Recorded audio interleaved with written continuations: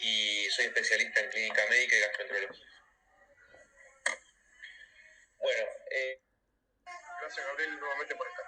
Bueno, buenísimo, Gastón, muchas gracias por la invitación. Bueno, para los que no me conocen, como dijo Gastón, soy el doctor Ahumarán, Gabriel, soy médico gastroenterólogo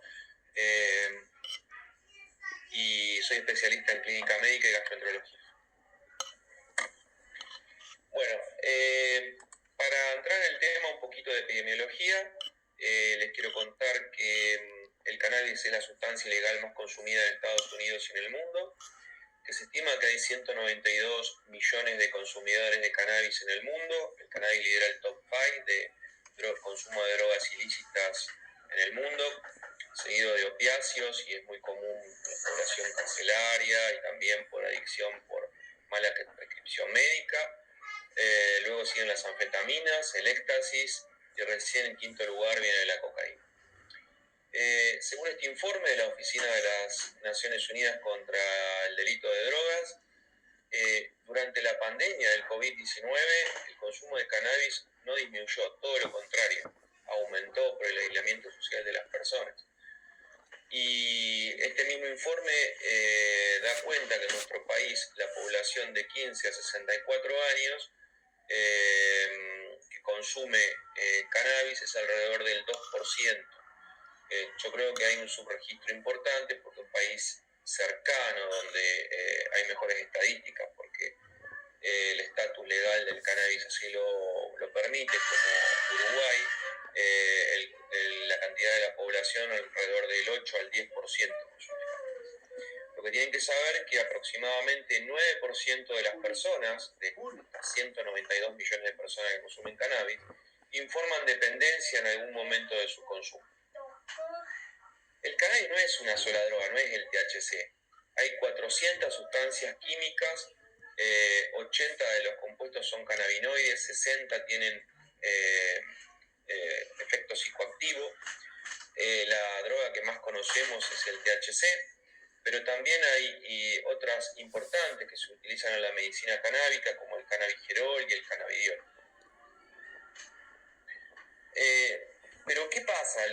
No es el THC, porque nosotros, si no tuviéramos un sistema endocannabinoide, la planta no podría causarnos ningún efecto. De hecho, peces tienen, otros mamíferos tienen sistema endocannabinoide y se cree que esto tiene que ver con la evolución de los mamíferos, el desarrollo de este sistema endocannabinoide. Tiene tres componentes básicos.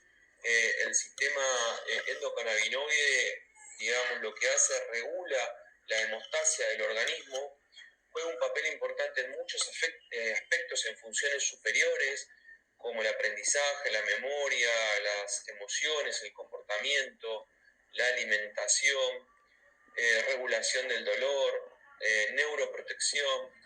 Básicamente lo que hace es regula la homeostasis, digamos, ¿no? Está constituido por tres componentes: los mediadores endocannabinoides, que harían el rol de neurotransmisores, pero se sintetizan a partir de fosfolípidos de membrana y tienen la particularidad que se generan a demanda. No es como los neurotransmisores comunes que ustedes quizás conocen, que tienen un proceso de biosíntesis en el RER y se acumulan a nivel intracelular y luego son exportados. Estos se sintetizan a demanda. Los más comunes son la anandamida y el 2-araquinodilglicerol, más comúnmente conocido como 2-AG. Después tenemos los receptores endocannabinoides, que tienen una amplia distribución en todo el organismo. El más común es el CB1. El CB1 está principalmente en el sistema nervioso central, también en las células de la glía y en las células del tejido reproductivo. El CB2 es más del sistema nervioso periférico y también del sistema inmune. Va a estar en vasos, ganglios, macrófagos, linfocitos, neutrófilos, etc. Y son los que regulan básicamente todos los efectos neurológicos que tiene el THC y los cannabinoides distintos a nivel del sistema nervioso central y a nivel periférico. Luego hay otros receptores muy importantes, como los PPARs, o el GPR55, que es el que recientemente se ha, digamos, asociado a las epilepsias refractarias. También algo muy interesante es que muchos tumores de tubo digestivo indiferenciados, principalmente pancreáticos también, expresan altas cantidades de este receptor, y esto puede ser una línea terapéutica a futuro, digamos, ¿cierto? Y por último tenemos el receptor vainiloide o el TRB1, que se halla presente en el sistema nervioso central y periférico y regula la vía termoalgésica y nociceptiva, y se relaciona con la transmisión y modulación del dolor. Se activa a altas temperaturas, esto es clave, a 43 grados, pH bajo y a importantes estímulos dolorosos. Está ampliamente distribuido en sangre, en hueso, riñón, estómago, ovarios, testículos y en piel. Y esto es muy importante porque después ya van a ver cómo vamos desarrollando el tema. Y por último tenemos a las enzimas biosintéticas, que son un grupo de enzimas que se caracterizan por sintetizar, metabolizar y transportar los mediadores endocannabinoides. En esta diapositiva, ¿qué les quiero mostrar? Que hay una gran distribución de los receptores CB1 principalmente a nivel del sistema nervioso central. Entonces, ¿qué hacen los cannabinoides, especialmente el THC? Se van a unir como una falsa llave, actúa como si fuera un agonista parcial, y lo que va a hacer es va a realizar acciones contrarias a las que generalmente hace el endocannabinoide. Así, por ejemplo, en el hipotálamo, el THC inhibe el área que da la saciedad y es la responsable del apetito voraz después de fumar marihuana, consumir marihuana o THC, lo que sea, cualquiera de sus formas. A nivel del hipocampo va a inhibir también esta región, el hipocampo, y va a estar asociado también a los cambios en la memoria de corto plazo y va a producir una amnesia anterógrada parcial o fugaz, digamos. ¿Qué pasa también a nivel del sitio de la recompensa en el núcleo accumbens? Va a inhibir la inhibición que tenemos sobre, digamos, el comportamiento, y cuando consumimos THC vamos a desarrollar euforia. Y a nivel de la amígdala, es responsable, inhibe esta zona, inhibe una inhibición que tenemos sobre el área de la amígdala, y va a ser responsable de los síntomas de pánico o euforia tras consumir THC. Y a nivel del bulbo, en la zona de gatillo, esto es lo importante, es un potente, quizás el más potente antiemético que uno conoce. Pero quiero que entiendan una cosa, que tiene un efecto dual el THC. Es una excelente alternativa terapéutica para la medicina, digamos, como medicina alternativa. Ustedes saben que se puede usar como antiemético para los vómitos de la quimioterapia, como analgésico, como aloxigénico en gente que está con cáncer y ha perdido el apetito, entonces aumenta el apetito. Y también, como ya les comenté, para las epilepsias combinadas, las epilepsias refractarias. Pero tiene un efecto bifásico. A baja dosis va a actuar como un potente antiemético, pero a dosis altas el THC actúa con un efecto proemético. Y esto se ve actualmente, hay cambios en el consumo de THC, es mucho más frecuente consumir por vía oral, brownie, tortas, también consumir altas dosis de THC porque la marihuana ha cambiado, hay plantaciones, digamos, dirigidas mediante botánica, digamos, selectiva, y crecen plantas de cannabis sativa con más cantidad de THC que de cannabiniol y cannabigerol. Esto se da principalmente en Colombia y Perú y tienen que ver está estudiado en Estados Unidos, en el sur de Estados Unidos, donde la droga, el cannabis es legal, y es de curso legal, tiene un estatus legal de hace muchos años, que del año 80 a esta época ha aumentado de 5 a 8 veces la cantidad de THC en un cigarrillo de marihuana. ¿Y cuál es la fisiopatología? ¿Cómo podemos entender entonces el síndrome de hiperemesis cannabinoide? Bueno, es muy complejo, como pueden ver, pero se lo voy a tratar de resumir lo más fácil posible. Lo que tenemos es que ante una excesiva dosis de cannabis o un uso prolongado, lo que vamos a tener es un sistema endocannabinoide disfuncional. Lo que va a pasar es un downregulation de los receptores, entonces las enzimas metabolizadoras de los ligandos van a aumentar, van a consumirse los ligandos y por eso el THC se va a pegar con más facilidad a los receptores CB1, y lo que va a pasar después es como si fuera, imaginen, una respuesta al estrés totalmente exagerada. Entonces vamos a ver que, por ejemplo, todas las hormonas que están en el estrés aumentadas, también lo están en el síndrome de hiperemesis cannabinoide. Tenemos una estimulación del eje hipotálamo córtico adrenal, entonces vamos a tener corticotrofina aumentada, CTH aumentada, cortisol aumentado. Lo que va a pasar también es que vamos a tener un sistema simpático más estimulado, y va a haber mucha epinefrina, y la epinefrina va a estimular el locus coeruleus y esto va a producir náuseas y vómitos, y el paciente se va a acompañar de un cuadro de paciente que tiene un sistema simpático estimulado, entonces va a tener taquicardia, sudoración, flashing, sed excesiva, y va a comenzar con problemas en la digestión, por lo tanto va a tener dolor abdominal, va a tener náuseas y vómitos. A su vez, recuerden que la corticotrofina, tanto en animales de laboratorios, inhibe la motilidad, y en los pacientes con gastroparesia, el uso de THC, tanto en animales de laboratorio como en humanos, se ha demostrado que producen enlentecimiento en la evacuación gástrica y también ilio. Por último, tenemos la hipotermia que tienen estos pacientes de tantos vómitos.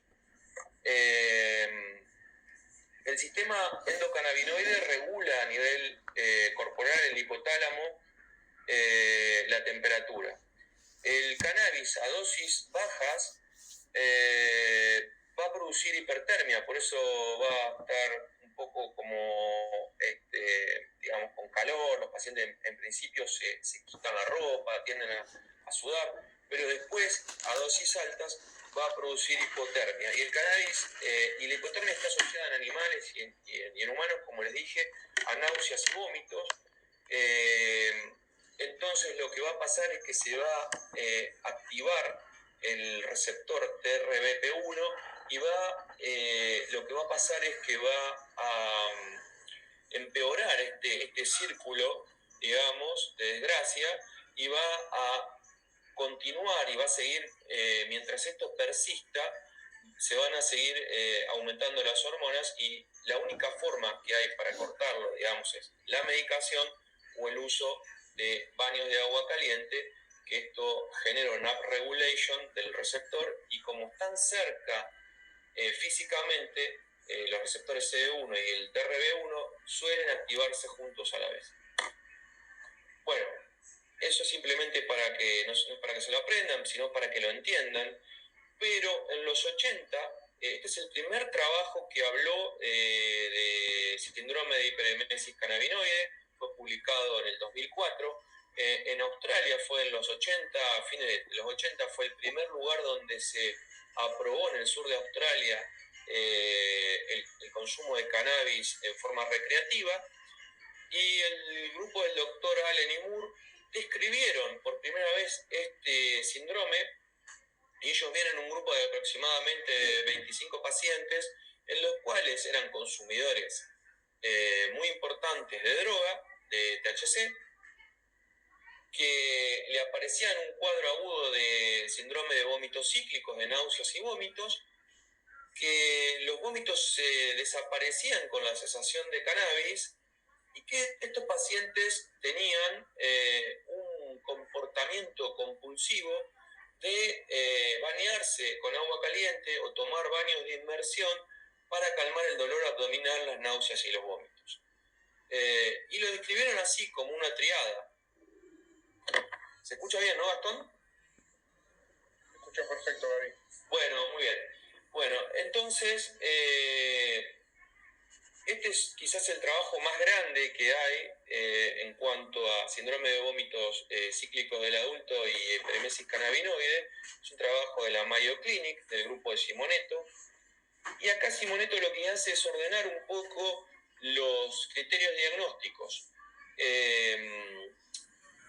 No son los criterios definitivos que se usan actualmente, pero quiero que vean y que entiendan, más o menos, para que sepan cuándo sospechar un síndrome de hiperemesis cannabinoide. Lo primero que dijeron que era, los criterios esenciales era el uso prolongado del consumo de marihuana. Entonces, si ustedes ven, el 70% de los pacientes usaban marihuana por lo menos un año de uso. En cuanto a los criterios mayores, decían que tenían cuadros severos de náuseas y vómitos, y esto es, cuando digo severo, hablo de 10 a 15 episodios de vómitos en forma de ciclos por hora, que la resolución en cuanto a los criterios mayores eran con la cesación de cannabis, el alivio se daba con las duchas de agua caliente o baños de inmersión, el dolor abdominal, que en general es epigástrico periumbilical, y el uso de marihuana. Fíjense que el 95% de los pacientes utilizaban marihuana en forma diaria, de forma diaria, el 60% el resto de los pacientes a una frecuencia de 1 a 3 veces semanales. Entonces solamente eran consumidores pesados, no una persona que consume socialmente marihuana. Después fíjense los criterios soportes, que son la edad de menos de 50 años, son en general gente joven, pérdida de peso, y esto es porque no se pueden alimentar por los episodios de vómitos. Algo muy importante es la aparición de estos síntomas que son por la mañana. Es muy raro y muy sospechoso cuando un paciente solamente vomita a la mañana. Mantienen la ecuación en forma normal y, por supuesto, tienen que tener laboratorio normal, radiografía normal, endoscopía normal. Debe descartarse la enfermedad orgánica, ¿no es cierto? Este diagnóstico se hace en ausencia de enfermedad orgánica, ¿no es cierto? Por eso no debemos comernos una enfermedad orgánica. En el año 2016, los criterios de Roma 4 comenzaron a decir que el síndrome de hiperemesis cannabinoide era un subtipo de vómito cíclico del adulto. Y ahí comenzaron a decir que, bueno, que los vómitos eran agudos, estereotipados, con una duración y frecuencia similar al de los vómitos cíclicos, y esto es que los vómitos debían estar durante los últimos 3 meses presentes y debían haber comenzado al menos 6 meses antes. La presentación era por uso prolongado y uso excesivo de cannabis. Siempre la abstinencia al consumo de cannabis cesa los síntomas. Y acá, fíjense, después lo voy a explicar en la siguiente diapositiva, ya hablan de los baños de agua caliente como una pista diagnóstica o un criterio soporte, ya no es un criterio. Pero ¿qué pasaba? La Asociación Americana comenzó a ver que había como un diagnóstico excesivo, porque simplemente los médicos comenzaron a diagnosticar síndrome de hiperemesis cannabinoide con la triada consumo de droga, consumo de THC, perdón, también el tema de los vómitos cíclicos y la cesación. Pero la Asociación Americana comenzó a poner un límite más específico y, por ejemplo, dijo que para no sobrediagnosticar esto, porque no es lo mismo, como les dije, una persona que consume cannabis una vez por semana que una persona que consume diariamente. Entonces, es mucho más probable que esta última tenga síndrome de hiperemesis cannabinoide. Y como esto es diagnóstico por criterio clínico, podemos sobrediagnosticar. Entonces, lo que tenemos que tener en cuenta es que al menos los episodios de vómitos deben ser 3 episodios de vómitos cíclicos en el año. La duración del consumo de cannabis debe ser mayor a 1 año. La frecuencia semanal debe ser mayor a 4. Y en cuanto a la cesación del cannabis, debe ser por lo menos 6 meses. O lo mismo, una duración de 3 ciclos. Si un paciente tiene un ciclo por mes, bueno, ese va a tener a los 6 meses el criterio. Y en cambio, si tiene un ciclo cada 3 meses, para cumplir este criterio debemos esperar 9 meses. No sé si se entiende. Miren lo que pasa con el síndrome o el comportamiento compulsivo del baño de agua caliente. ¿Por qué no es más un criterio? Imran Nassim lo explica muy fácil. Él toma 2 grupos de pacientes, uno con síndrome de vómitos cíclicos y el otro con otra patología funcional, que ya excede esta clase, pero se llama síndrome de vómitos y náuseas crónicas. Son 2 patologías funcionales, no orgánicas, y como pueden ver, los vómitos y el dolor abdominal mejoraron en ambos grupos de pacientes aplicando vómitos cíclicos, aplicando baños de agua caliente. Por lo tanto, no es patognomónico este signo. Tampoco es específico, porque si ustedes pueden ver, un 30.9% de un grupo y el 14.6% del otro nunca habían consumido marihuana. Sí hay algún mecanismo fisiopatológico que el autor no puede entender, como pueden ver, 70% en un grupo, o sea, es mucho más frecuente en los consumidores de marihuana en ambos grupos de patología, pero esto tiene que ver con que comparten quizás mecanismos fisiopatológicos, aunque el autor no los puede dilucidar totalmente. Hay 3, fases de este síndrome.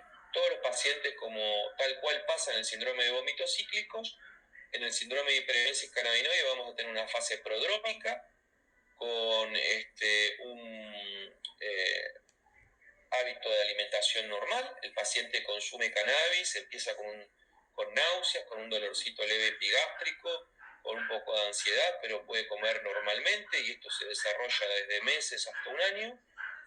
Luego pasan a una fase hiperemética. Aquí es donde empieza el dolor abdominal agudo, las náuseas, los vómitos, los episodios fuertes de náuseas y vómitos, que como les dije pueden ser de 10 a 15 episodios de náuseas y vómitos por hora. Aquí es donde se ven que los pacientes, para aliviar el dolor, toman las duchas de agua caliente, y en general este episodio dura de 24 a 48, 72 horas nada más, porque van a la guardia, llegan totalmente en general deshidratados y responden rápidamente a las medidas de control, y al disminuir el consumo de cannabis empiezan a ceder los síntomas. Luego de esto pasan a una fase de recuperación donde recuperan su salud en forma paulatina y empiezan a comer en forma normal, y a recuperar el peso que han perdido por la deshidratación y la hiporexia que producen las náuseas y los vómitos. Van a permanecer asintomáticos mientras no vuelvan a consumir cannabis, y desde ahí pueden volver nuevamente a una crisis de hiperemesis o permanecer en la fase de recuperación. Fíjense en todas las cosas que tenemos que pensar cuando vienen estos pacientes a la guardia.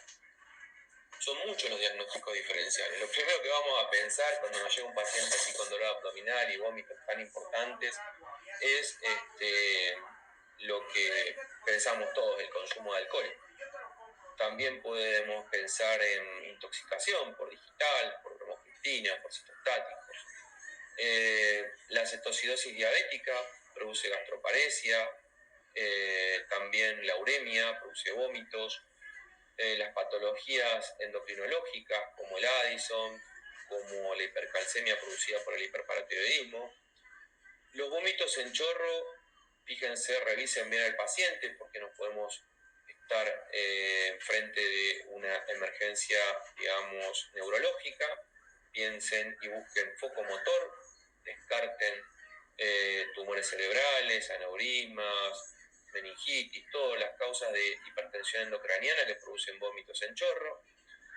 Los trastornos como la bulimia, por ejemplo, dentro de lo que son las enfermedades psicogénicas, y los cuadros de abdomen agudo médico o abdomen agudo sin reacción peritoneal, como pueden ser todos los cuadros de abdomen agudo ginecológico, como el embarazo ectópico, la EPI, la torsión de ovario, también, bueno, las úlceras, ¿no? Obviamente, la litiasis vesicular también, que puede producir todo lo que sea abdomen agudo, digamos, mecánico, cuadro de obstrucción intestinal. Entonces, lo primero que vamos a hacer y lo que vamos a comenzar es en un interrogatorio minucioso a estos pacientes, porque la negación del uso de cannabis por parte de los pacientes constituye el impedimento, digamos, para los médicos en cuanto a la realización del diagnóstico más frecuente. Uno tiene que, lo primero, como les dije, no tienen que, digamos, subdiagnosticar una enfermedad orgánica. No podemos mandar, no son todos síndrome de hiperemesis cannabinoide, sino el diagnóstico claramente por descarte. Viene el paciente, sáquenle una analítica, háganle ciclos cardíacas. Recuerden que el infarto de cara inferior produce náuseas y vómitos y dolor abdominal, entonces no se coman esa galletita. Si hay focomotor, interconsulta con neurología, una tomografía de cerebro mínimo, unos gases, glucemia para descartar cetocidosis diabética. Si ustedes piensan que puede haber un cuadro ginecológico, descarten el embarazo ectópico, pidan una gonadotrofina. Y también otra de las cosas que les recomiendo ante la sospecha, bueno, de pancreatitis amilasa y una tomografía en caso de pensar en un cuadro subobstructivo.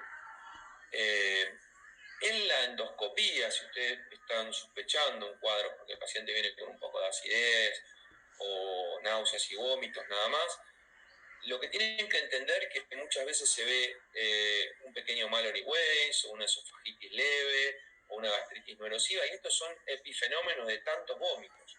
No es la causa esa, simplemente la esofagitis grado A no es una causa de una persona que vomita 20 veces. Tienen que pensar en otra cosa, ¿cierto? Y lo que le quiero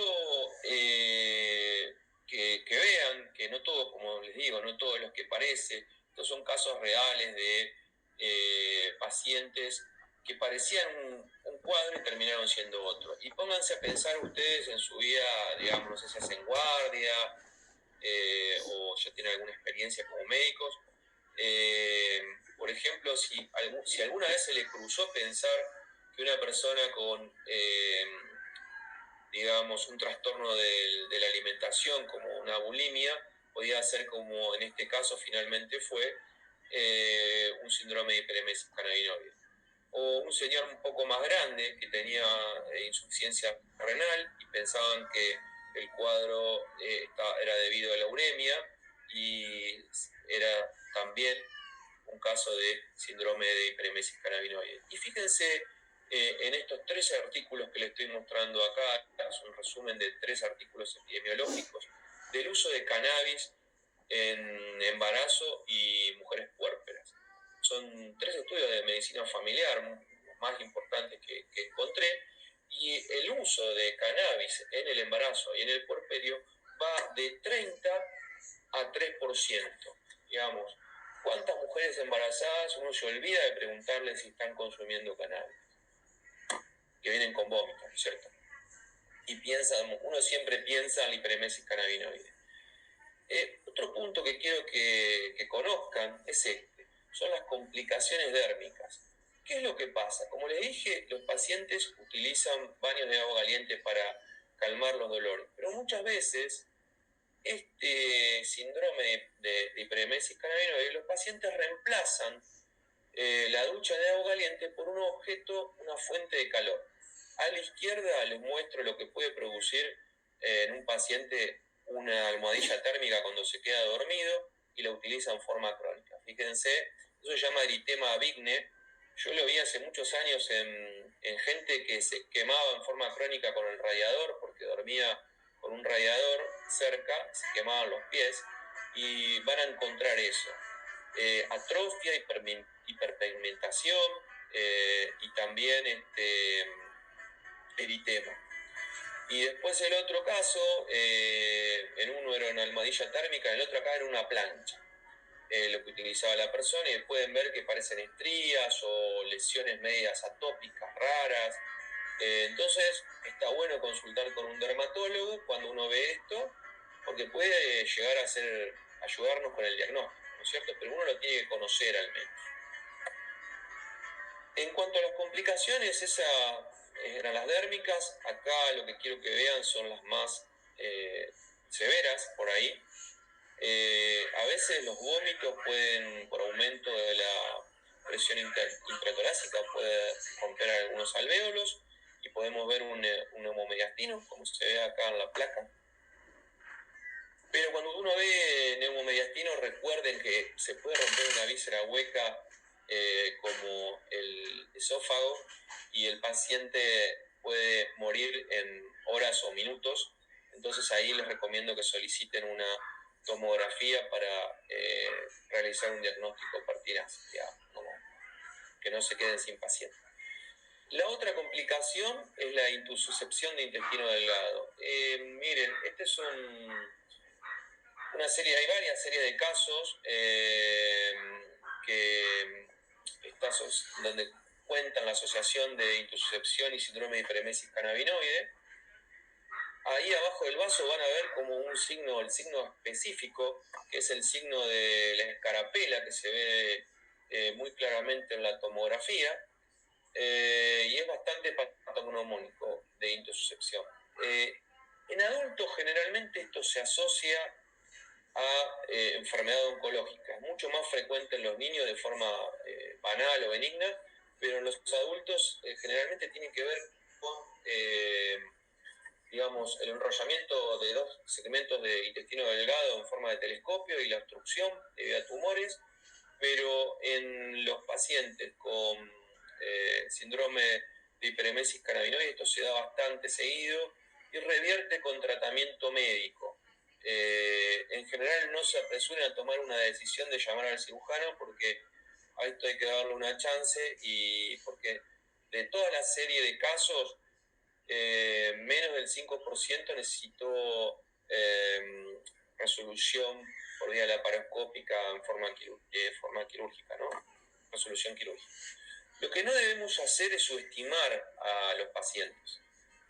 Acá miren, este es un reporte de Forensic Science donde hablan de un grupo de pacientes con síndrome de hiperemesis cannabinoide que fue diagnosticado y mandado a la casa con medicación sintomática y en 8 de los casos murieron en un lapso de 24 a 48 horas por arritmias o insuficiencia renal aguda debido a los graves trastornos hidroelectríticos que tienen estos pacientes porque no pueden comer, no pueden reponer su volemia y no pueden corregir, digamos, por los vómitos excesivos el medio interno. Entonces no hay que subestimarlo tampoco. Esta es una herramienta, digamos, que se pueden utilizar en las guardias. Son unos nuevos kits para detectar THC en orina que utilizan técnica de ELISA, hay de solamente de THC, de un solo paso, o paneles múltiples para distintas drogas. Acá, como pueden ver, cocaína, marihuana, éxtasis, etc.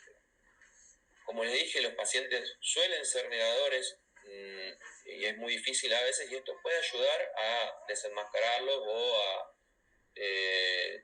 digamos, a que se sinceren, ¿no es cierto? Lo que tienen que saber es que el diagnóstico es cualitativo. También lo que tienen que saber es que hay falsos positivos con algunas drogas. No vayan a encarar al paciente directamente y decirle, vos consumís marihuana. Estas drogas a veces con algunos AINES pueden dar, estos test pueden dar con algunos AINES como el ibuprofeno, el ketorolac, el efavirenz, que es un antirretroviral, pantoprazol en alta dosis. Puede dar un falso positivo o un dudoso, entonces siempre deben luego, digamos, constatando con otro médico. También el paciente puede tener los mismos síntomas y esto dar negativo, tener un síndrome de hiperemesis cannabinoide. Acá no hay todavía, pero conózcanlo. Hay unos cannabinoides sintéticos que se venden en Estados Unidos, que, bueno, ahora cambió por suerte la legislación y ya no están prohibidos, porque antes eran como de venta libre, los podías comprar en todos lados, tienen nombres así como llamativos, como Cloud 9, Joker, Clown, bueno, así. Tienen nombres propios, raros, y lo que pasa es que como dan negativo estos test, y los que lo compran y los que lo venden lo saben, se promociona de esa manera. Entonces, deportistas de élite, personal de seguridad, policías, gente que maneja, digamos, transporte, lo puede utilizar porque los controles le van a dar negativos. Pero estas drogas sintéticas que tienen los mismos efectos que el cannabis, digamos, están asociados a problemas neurológicos, psiquiátricos y cardiológicos graves. Entonces no son una opción tampoco. Bueno, ahora en cuanto al tratamiento del síndrome de hiperemesis cannabinoide, tienen que ver que uno puede tratar al paciente en la fase aguda, cuando está con vómitos, o después, una vez que lo encamina, lo que tiene que hacer es hacer un tratamiento profiláctico para que esto no venga, ¿no es cierto?, no vuelva nuevamente. Para el tratamiento agudo, la evidencia, la verdad que es baja. La mayoría de la evidencia viene de casos, controles, de serie de casos, de pequeños grupos de pacientes, de serie de casos muy pequeñas, de recomendación de expertos. Y como pueden ver, la mayoría de las drogas que usamos en la guardia normalmente, como metoclopramida, ondansetron, corticoides para frenar vómitos severos, no funcionan. Inhibidores de bomba. Entonces, ninguna de esas drogas, benzodiazepinas, difenhidramina, no va a funcionar para el tratamiento de los vómitos psíquicos. Entonces, fíjense las drogas que son más útiles para la fase aguda. Una droga que se está utilizando ahora más, aunque hay pocos trabajos y de muy pequeña cantidad de número de casos pequeños, es el aloperidol. Después sigue la capsaicina, que es una crema tópica, y quizás lo más usado son las benzodiazepinas, y la droga más utilizada es el lorazepam, pero también hay trabajos con diazepam y también clonazepam. La morfina no debe ser usada porque la morfina puede producir dolor abdominal, puede producir ilio, produce hiponatremia severa y también es adictiva.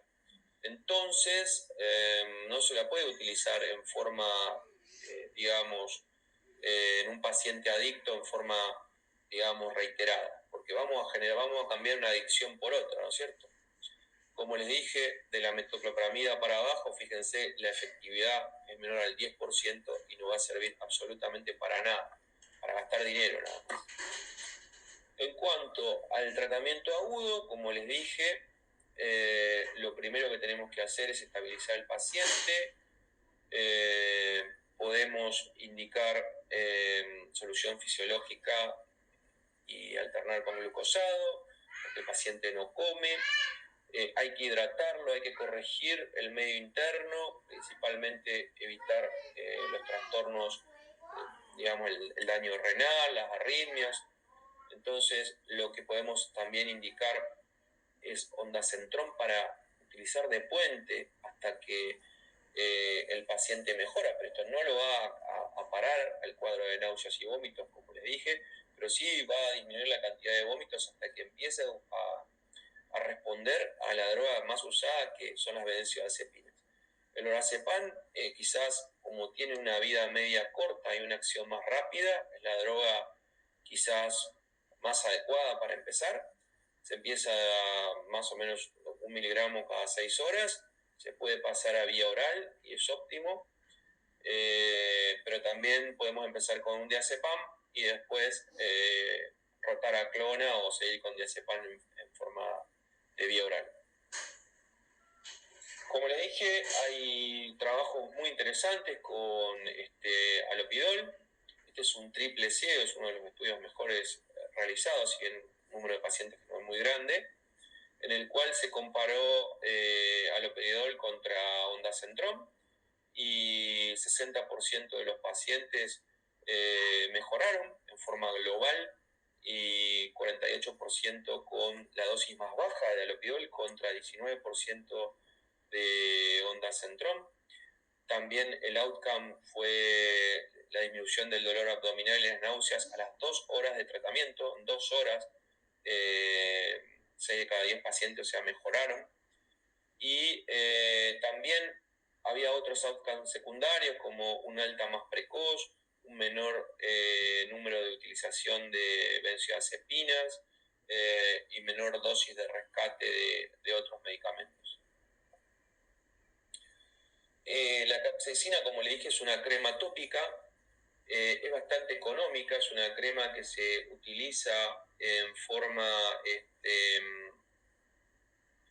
en todo el cuerpo. Uno lo que hace es le pone como en forma de ungüento en el cuerpo, generalmente en las extremidades, el tronco, digamos, obviamente no ponen genitales y tiene que tener mucho cuidado con la vista, digamos, y más que un calor lo que hace es hace lo que producen los vómitos, activa el receptor TRB1, el receptor veniloide, y hace similar a lo que hace la ducha de agua caliente.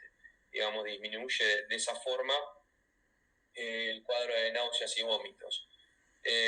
Cuando en esta población se comparó, este estudio me gusta mucho porque hay población adulta y población pediátrica. Ustedes saben que en algunos estratos bajos de la población la drogadicción empieza a los 12, 13, 14 años.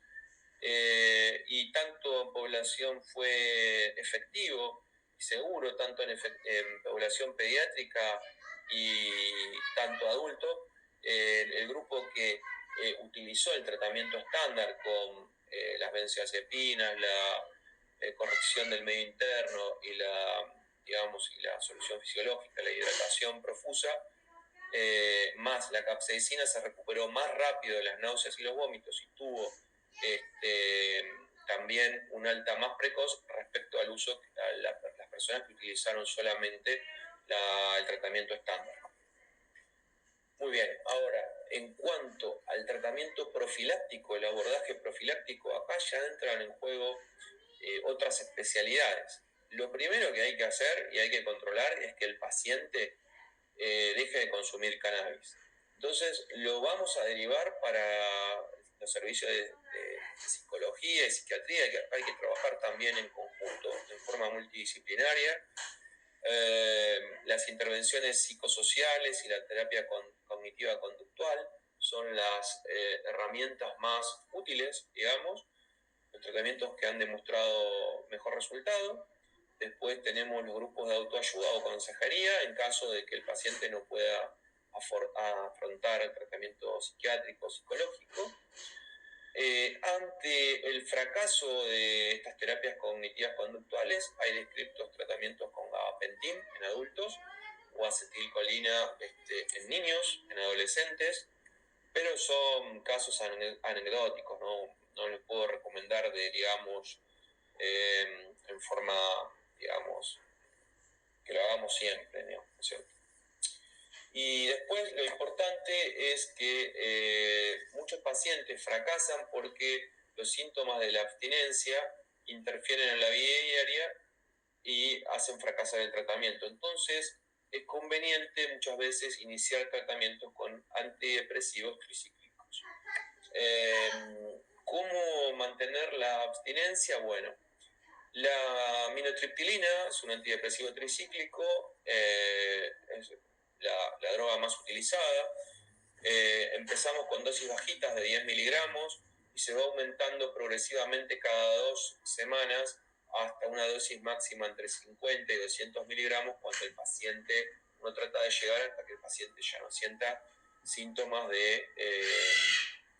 digamos, de abstinencia. Lo ideal es parar una vez que uno alcanza la dosis que el paciente ya dice que no tiene más síntomas de abstinencia. Está contraindicada en el embarazo, entonces debemos, y la paciente femenina que está en edad fértil, contar con un método de barrera o algún método anticonceptivo. Ojo con los pacientes que tengan cardiopatías, arritmias, hepatopatías crónicas porque se metaboliza a nivel hepático, o trastornos psiquiátricos porque puede producir manías, y por eso uno va despacito aumentando la dosis para que no aparezcan los efectos adversos.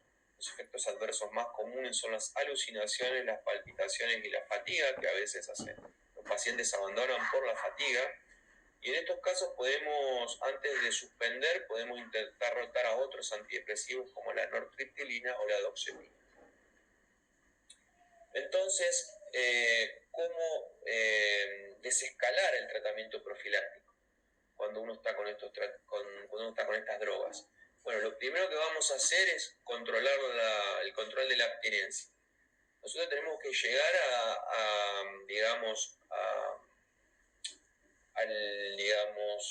al outcome, digamos, de controlar la abstinencia entre los 3 y los 6 meses. ¿Está? Una vez que el paciente entre los 3 y los 6 meses llegó a la abstinencia, tenemos que tratar, si a los 6 meses ya no tiene síntomas, empezamos a reducir en forma gradual la dosis del antidepresivo tricíclico, en forma semanal, tal cual como la bajamos, como la subimos, la vamos a bajar, despacito y en forma semanal. Y una vez que el paciente alcanzó el año y ya no tuvo crisis de abstinencia, podemos suspender totalmente la medicación. Esto es lo que recomiendan los psiquiatras y la Asociación de Neurogastroenterología. En cuanto al tratamiento profiláctico, 15% de los pacientes fallan a esto, al tratamiento con nortriptilina. Entonces, ¿qué debemos sospechar? Consumo de otros narcóticos. Piensen que son personas adictas. Entonces pueden haber empezado a consumir otros narcóticos. Consumo subrepticio de THC. Pueden estar mintiéndonos que están consumiendo THC. Y después trastornos psiquiátricos, porque el paciente vos le decís que le das todas las indicaciones, pero si tienen el juicio alterado hacen cualquier cosa, si no tienen una familia continente. La familia es clave para controlar la abstinencia y el cumplimiento del tratamiento. Como les digo, el tratamiento es multidisciplinario con psicólogos y psiquiatras. Es muy importante el manejo de los trastornos del ánimo y la depresión. Y bueno, se habla de opciones farmacológicas futuras como el dronabinol, que es un antiemético. Se usa en tratamientos de detoxificación en los centros de rehabilitación. Y en cuanto a opciones no farmacológicas que pueden utilizarse como adyuvancia, la meditación, la hipnosis y algunos softwares relacionados con la realidad virtual. Bueno, muchas gracias por su atención y espero que la clase haya sido de su agrado. Bueno, excelente la clase, Gaby, la verdad que hiper completa. Seguramente va a haber muchas preguntas. Y bueno, algo para recalcar es que obviamente es un diagnóstico de exclusión, ¿no? Obviamente descartar como... Claro, exactamente. Ahí está bien. seguramente opino igual que vos, que está muy subdiagnosticado, tanto el consumo como la patología en sí. Yo te quería consultar antes de que surjan algunas preguntas, algo nombraste de los distintos tipos de cannabinoides que hay, pero hoy se está consumiendo mucho aceite de cannabis, ¿no? Para distintas patologías. Claro. ¿Qué pasa con eso? ¿Es lo mismo? Mirá, yo, digamos, vos conocés mi clase más larga, hay todo, ha habido cambios sociales muy importantes en cuanto al consumo de cannabis. El tema del consumo de cannabis, en cuanto a la medicina canábica, yo lo que recomiendo es que no compren cannabis, aceite de cannabis en cualquier lado, porque hay mucha gente que tiene en la casa, que hace un té, no saben qué cantidad están tomando. Entonces, como son drogas que actúan en el nivel del sistema nervioso central, que interaccionan con otras drogas, pueden tener problemas. La verdad que yo no tomaría algo que hace una señora en el fondo de la casa, en una olla sucia, toda podrida, y me lo tomaría. Si vos le decís que a un paciente le haces entender eso, y después que toman por indicaciones, no está comprobado científicamente, ¿no es cierto? No hay mucha diferencia entre los curanderos y la gente que consume cannabis, porque sí, son placebos caros, porque no es barato tampoco, pagan 5.000, 7.000, 8.000 pesos. Yo lo que les recomiendo, porque tampoco saben la cantidad, la mayoría de la gente me dice que ahí cuando compran así en forma del circuito clandestino, porque no tienen la plata, porque no pudieron traer de Uruguay o traen de Estados Unidos, lo que me dicen que es puro aceite. Es aceite, digamos, de aceite comestible, tiene un gusto terrible, entonces no es es un medicamento, es algo que muy casero, que no tiene ningún sentido y que la verdad que yo no lo haría ni le recomendaría a ningún paciente. Cuando tengo algunos pacientes con indicaciones específicas como epilepsia refractaria, como, bueno, para el dolor con las hernias de disco que no funcionaron y los pacientes ya estaban tomando dosis muy altas de narcóticos, de tramadol, digamos, de closidol, todo ese tipo de drogas, y bueno, le han ayudado, pero no indico, digamos, o sea, trato de que vayan a un lugar seguro y que consuman con fines, porque el problema del síndrome de hiperemesis cannabinoide, que yo no lo puse para no hacer tan larga la clase, que no es el problema la medicina, digamos, canábica. Los pacientes que lo toman como un tratamiento y que están relacionados con un tratamiento médico y bajo seguimiento de médicos que por ahí se dedican a eso. Si no está, el problema es el consumo recreacional. El 99.9% de los pacientes que consumen cannabis y que tienen síndrome de hiperemesis cannabinoide lo hacen por recreación, son gente adicta, no son gente que lo toma como un tratamiento médico. Simplemente eso. No, perfecto. Igual mi pregunta iba porque la verdad que es cada vez más frecuente que los pacientes, cuando le preguntas qué medicación toma, estén tomando aceite de cannabis por lo que sea. Sí, bueno, digamos, es como una moda y cuando vos le preguntás, digamos, lo comprobado es eso, lo que te dije, Gastón, tratamiento de la epilepsia, tratamiento, digamos, y lo que está probado, ¿no? Náuseas y vómitos relacionados con la quimioterapia, tratamiento orexigénico en caso de trastornos digamos, psiquiátricos de la alimentación o relacionados con el cáncer, no crisis de pánico, por ejemplo. Yo tengo pacientes con eso, o por artrosis. No sé, toma 2 comprimidos de paracetamol o otra cosa, ¿entendés? No, creo que ahora hay un sobreuso y esto es un negocio que está montado, que la mayoría, vos fíjate que son pacientes que lo compran dentro del circuito ilegal, porque buscan la solución mágica. Es como Eh, es como, por ejemplo, las personas que hacen tratamiento para adelgazar, que terminan que buscan la solución mágica, digamos, ¿cierto? No. Gladys, ¿cómo estás? Estás muteada, Gladys. Hola. ¿Qué haces, Gladys? ¿Estás escuchando la clase? No, recién entro. Bueno, estaba atendiendo online. Si hay alguna otra pregunta. Estoy ¿Una pregunta para el doctor? Yo sé que esto es nuevo para ustedes, pero bueno, la idea es que obviamente lo tienen que leer, entender, pero tienen que conocerlo más que nada, porque quizás en alguna ocasión se les va a presentar y la idea es que no se les vaya. Y como siempre le digo, la principal barrera es pensarlo y preguntarle al paciente, que nos diga la verdad, digamos. La principal causa es la negación del paciente. Buenas noches, Doc. Sí, tengo una pregunta. El uso de la capsaicina, ¿cuánto tiempo se tiene que realizar lo mismo que el lorazepam en la crisis de la hipremesis?